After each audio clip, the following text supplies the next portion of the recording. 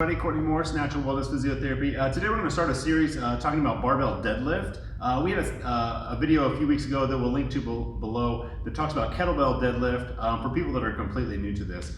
The reason that we're going to have this series is even when I go into a gym with pretty high level competitors, there are small little tweaks and small little fine tuning that we can do that will make you a more efficient and a better deadlifter. So that's what we're going to start today. The first series we're going to talk about basic setup.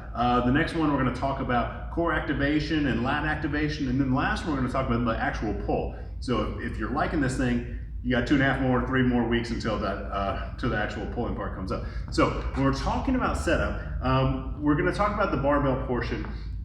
Is that we want to have this bar pretty sinking close to our shins. Now, in terms of mobility, we don't have to have excellent ankle mobility the way that we do with the squat. Our mobility can be relatively limited and we can still be a pretty good deadlifter. But we want to have our shins pretty stinking vertical, okay? When we're grabbing the bar, we want to be just outside of our legs, and our width wants to be about shoulder width, right? Deadlift corresponds with a lot of strength and a lot of power, and if we think about traditional, barbell deadlift, we don't want to be out here for kind of like our sumo deadlift. So we're going to be pretty close to where we would go and do a vertical leap, okay? That's going to be our most powerful position. So we're going to start right there. Now we're going to kind of use, instead of the mixed grip, we're going to use the traditional grip today.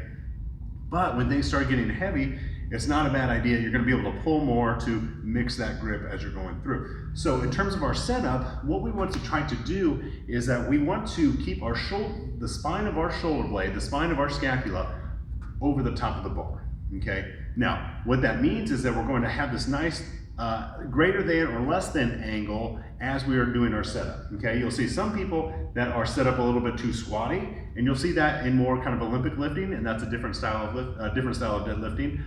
Or you'll see people that are too flat across their back, and this is just kind of setting people up for an injury. So what we're going to look at is we're going to start with our nice shoulder wide position.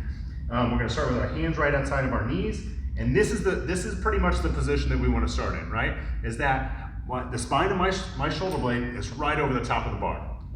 What happens is if I'm too squatty, now the spine of my shoulder blade is too far behind the bar. Now if I start off like too upright, now the spine of my shoulder blade is way past the bar. So that's how we want to really, really set this thing up, is that we want to be right in through here. A neutral head is a good position to have in through here. Again, we can go into our mixed grip.